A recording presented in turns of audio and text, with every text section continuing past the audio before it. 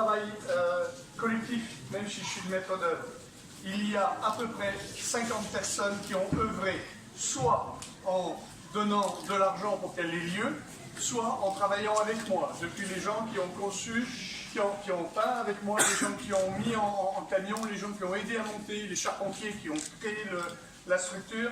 Donc je ne vais pas les remercier nominativement, d'abord parce que je vais en oublier, et ensuite parce qu'ils sont trop nombreux.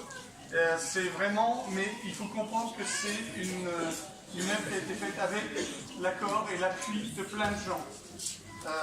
La deuxième chose, c'est que je voudrais quand même faire ressortir deux personnes que je voudrais remercier tout particulièrement. La première est évidemment l'abbé de Rosière, parce que s'il ne m'avait pas commandé, l'Apocalypse ne serait pas là. C'est tout simple. Et donc, évidemment, son opiniâtreté, il s'est battu autant que moi pour que ça ait lieu, et je l'en remercie évidemment énormément. La deuxième personne que je veux remercier, c'est tout simplement mon épouse, parce que mon épouse, elle a fait trois choses qui ne sont pas faciles.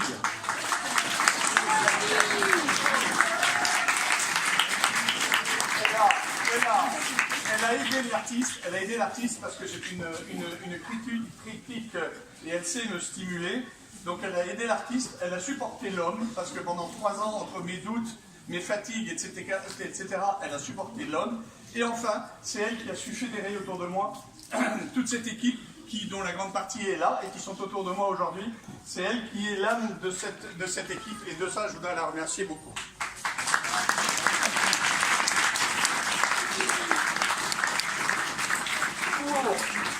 Pour expliquer un petit peu l'Apocalypse, sans rentrer dans le détail, elle a quelque chose d'un petit peu particulier, elle n'est pas chronologique. Il se fait que j'ai découvert un exégète qui s'appelle Victorin Poetovio, qui dit, à partir du moment où l'Apocalypse, que j'ai compris en travaillant dessus, avant d'être une prophétie, ce sont des visions qui s'apposent à Saint Jean, les visions s'articulent suivant d'autres articulations que la chronologie. Donc cet Apocalypse n'est pas chronologique, et ça c'est un de ses premiers points.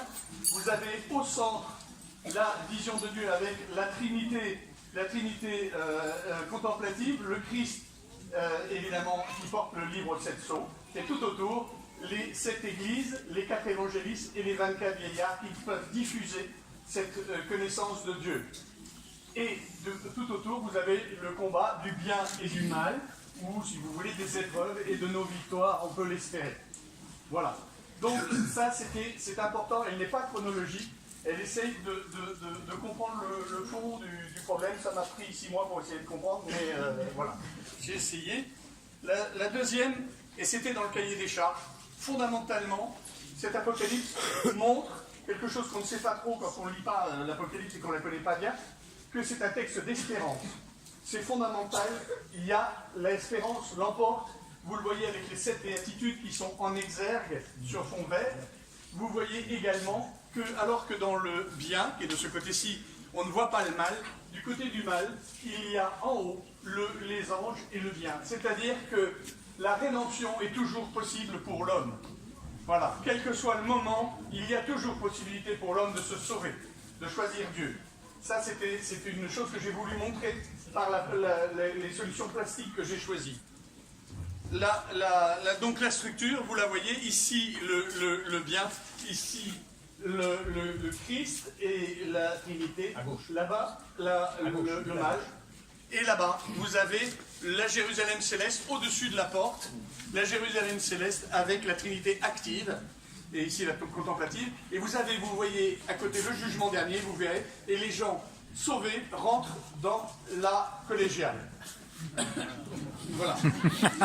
Alors, ce qui est aussi intéressant dans l'affaire, c'est que c'est une œuvre entièrement visée par l'Église.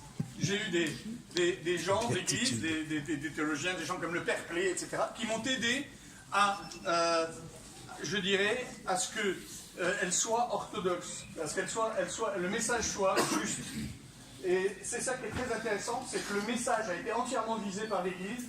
J'ai demandé presque une imprimature pour toutes les idées que j'ai eues, mais pourtant, elle est totalement personnelle. C'est-à-dire qu'on m'a laissé l'actualiser, mettre des choses qui sont ma manière de voir les choses, mais elles sont visées. C'est la preuve de ce que je dis souvent, que quand les contraintes sont très claires, eh bien ça stimule l'imagination plutôt que de la brider. Voilà. Et donc c'est ça qui est amusant. Elle est très personnelle et pourtant elle est totalement ecclésiale. La dernière chose, c'est que voilà, j'ai travaillé pendant des années avec des gens qui m'ont entouré. Au total, l'idée de l'Apocalypse ici date de 2012. On m'en a parlé pour la première fois en 2012, nous sommes en 2018. Ça a duré très longtemps, ça a été un véritable travail. Et maintenant, pour moi, c'est terminé. Maintenant, elle vous appartient. Et c'est vous qui en ferez quelque chose ou pas. Tout le monde me dit, oui, mais qu'est-ce que va devenir l'Apocalypse après, en 2021? J'en sais rien. Ça dépend de vous, pas de moi. Moi, le travail est fait. Et c'est ce que d'ailleurs j'ai déjà dit aux gens de la droite. L'œuvre n'appartient plus à l'artiste à partir d'aujourd'hui, mais n'appartient pas non plus aux gens qui voudraient en décider. Elle a sa vie autonome, elle a sa force autonome. Et c'est ça qui me paraît important. Et puis, finalement, je voudrais remercier quand même tout le monde, parce que quand je vois le monde qui est venu, quand je vois les amis qui m'entourent, quand je vois les gens de Saint-Émilion qui sont là, eh bien, je me dis que ce que j'ai essayé de faire avait un sens, et c'est peut-être une des choses qui manque souvent dans l'art contemporain, c'est le sens.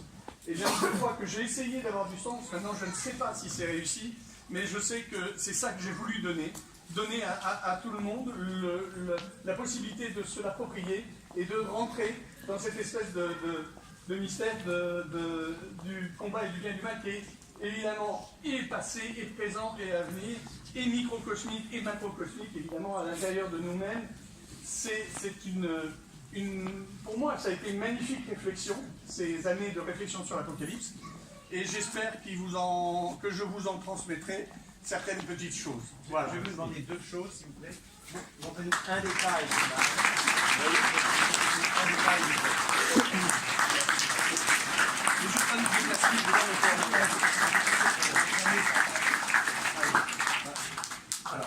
Je demande à François Pelletier de nous montrer pour aujourd'hui un détail dans les luttes et ensuite un détail dans les gloires. On va prendre le triangle, je ne sais pas.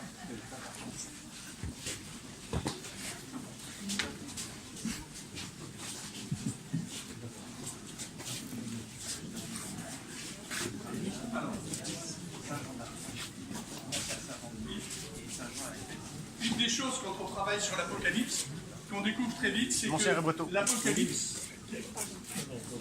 l'Apocalypse est un miroir négatif, le mal est un miroir négatif du bien. C'est-à-dire, Satan est un singe de Dieu.